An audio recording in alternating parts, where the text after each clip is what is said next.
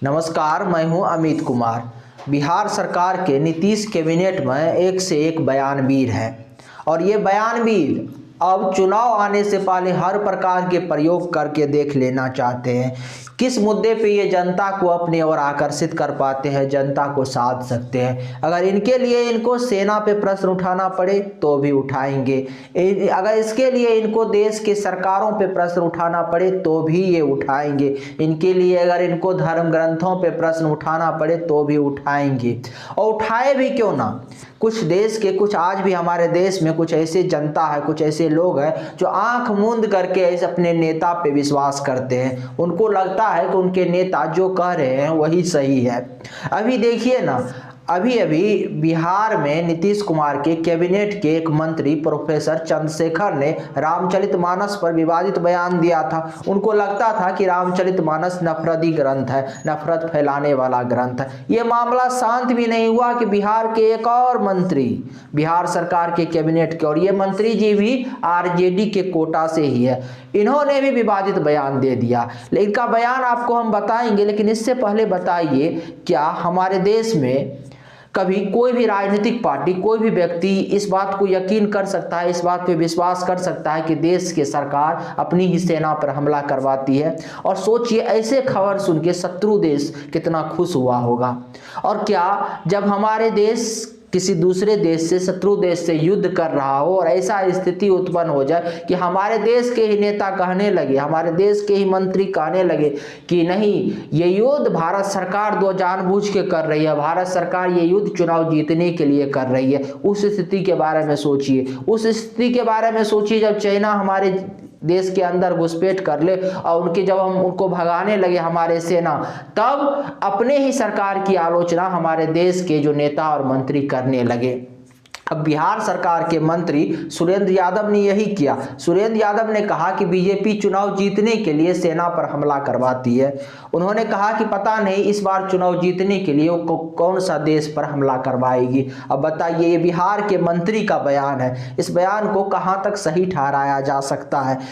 लेकिन प्रश्न यहाँ ये उठता है कि आखिर हमारे देश के जनता ऐसे मंत्री को, ऐसे नेता को चुन कैसे लेते हैं? और अगर उनको चुन लेते हैं, इसीलिए उनमें बार बार ये हिम्मत आ जाता है कि वो इस प्रकार के बयान दे। प्रश्न तो हमारे देश के जनता से भी है, क्योंकि वही जनता ऐसे नेता को वोट दे दे के बड़ा बनाते हैं और जब ये सत्ता में आते हैं तो सत्ता के नशा में चूर इनका एक ही मकसद रहता है कि किसी भी तरह चुनाव जीतना है। क्योंकि इनको लगता है ऐसे नेता को, जो अगर हम बीजेपी पे हमला करेंगे, सरकार अगर जनता के बीच में हम ये मैसेज दे देंगे, हम ये जनता के मस्तिष्क में, जनता के माइंड में सेट कर देंगे कि बीजेपी जो है सेना पे हमला करवाती है या बीजेपी जो है चुनाव के लिए दूसरे देश पर हमला करवाती है, तो जनता तो देशभक्त है, इस देश का जनता हमारे साथ आ जाएगी।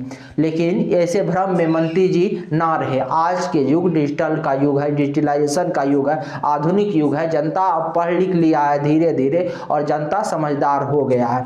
लेकिन अब आरजेडी पर ही आइए। आरजेडी के एक मंत्री, आरजेडी कोटे से नीतीश कैबिनेट के एक मंत्री प्रोफेसर चंद्रशेखर, कुछ दिन पहले ही आपने देखा होगा, रामचरितमानस पर विवादित बयान दिया। इसके बाद क्या हुआ? लोगों को उम्मीद थी कि इस पे कार्रवाई होगा, जब प्रोफेसर चंद्रशेखर पे आरजेडी सख्त कार्रवाई करेगी और इससे कार्रवाई का नतीजा ये होगा कि दूसरा आरजेडी का कोई नेता कोई विवादित बयान नहीं देगा।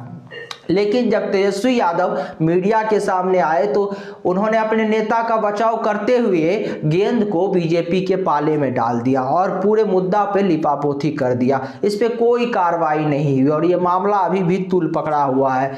अब देखिए, तुरंत बाद एक दूसरा नेता ने, आरजेडी के ही नेता और नीतीश कैबिनेट के मंत्री सुरेंद्र यादव ने बयान दे दिया। इससे क्या समझा जाए कि आरजेडी जो आरजेडी है पूरा, उसका एक नीति है, उसका एक रणनीति है कि 2024-25 के चुनाव से पहले हर प्रकार के दांव वो चलना चाहते हैं। उनके लिए केवल इतना महत्व रखता है कि किस प्रकार से वोटों का ध्रुवीकरण हो। वो किसी भी मुद्दा, चाहे उनको इस बात से कोई मायने नहीं रखता कि किस मुद्दे से देश के लोगों को हानि होगा, किस मुद्दे से लोगों को लाभ होगा, उस जो वो बयान दे रहे हैं उनके नेता, उससे समाज पे क्या प्रभाव पड़ेगा। उनका मकसद है किसी प्रकार से वोटों का ध्रुवीकरण करना और चुनाव जीतना। इसीलिए बार बार वो इस प्रकार के बयान दे रहे हैं और अपने नेता पे अंकुश नहीं लगा रहे हैं। उनके नेता लगातार निरंकुश होते जा रहे हैं। नीतीश कुमार भी कह तो रहे हैं कि हम सभी धर्मों का सम्मान करते हैं, इस देश में सभी लोगों को अपने हिसाब से धर्म को मानने की आज़ादी है, लेकिन अब नीतीश कुमार से भी ये प्रश्न होता है कि नीतीश कुमार इस प्रकार के सधे बयान दे के नहीं बच सकते। अगर उनके कैबिनेट के एक मंत्री इस प्रकार के बयान दे रहे हैं तो वो एक्शन क्यों नहीं ले रहे हैं। हमारे देश की जो राजनीतिक व्यवस्था है वो बहुत ही विचलित करने वाला है। हमारे देश के लोगों को गुमराह करना बहुत आसान है, क्योंकि यहाँ हमारे देश में, अपने देश में जो आप देखते होंगे कि जो लोग होते हैं, आम लोग, अपने नेता के इस प्रकार से अंधभक्त होते हैं कि उनके नेता जो कह देते हैं उनको ही सही वो मान लेते हैं और फिर उंगली पे कठपुतली की तरह इस देश के जनता को, इस देश के नेता नचाते हैं और परिणाम ये होता है। हमारे देश में देखिए ना, रामचरितमानस पर जब विवादित बयान दिया गया, रामचरितमानस के एक चौपाई को गलत तरीके से जब कोट किया गया, तो चूंकि हमारे देश की जनता ने रामचरितमानस को सही रूप में पढ़ के नहीं देखा और कई लोग हमारे देश में भी, कई लोग उनके समर्थन में खड़ा हो गए, कई नेता उनके समर्थन में खड़ा हो गए।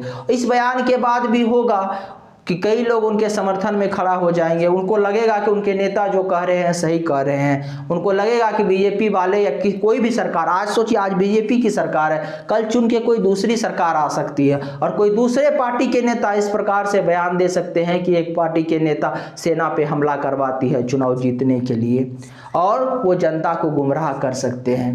इसीलिए अब देश के जनता को सावधान रहने की ज़रूरत है। अगर आपको हमारी जानकारी अच्छी लगी तो चैनल को सब्सक्राइब करें और वीडियो को शेयर करें। नमस्कार, धन्यवाद।